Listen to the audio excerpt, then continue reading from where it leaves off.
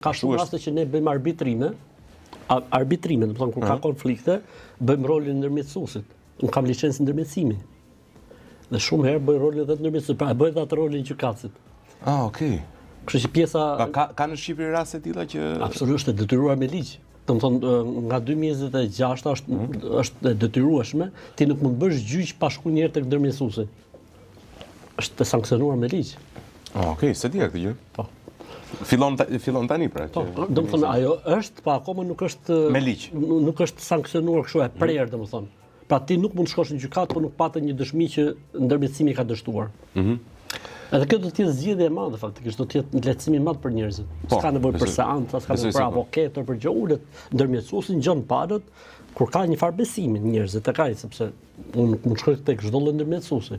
Unë shkoj tek një ndërmjetësues që më qetëson shpirtin dhe them ora ky s'man me hatër askënd.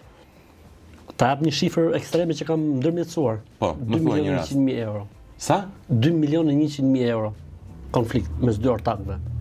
I ke ndërmjetësuar, domethënë, po duhet kishte çështje mirëbesimin. Edhe ishte në rasti konkret të besuan 2.100.000 euro. Jo, nuk më i besuan, por gjykova me styre, domethënë. Po pra, ma besuan si çështje. Po pra. Po.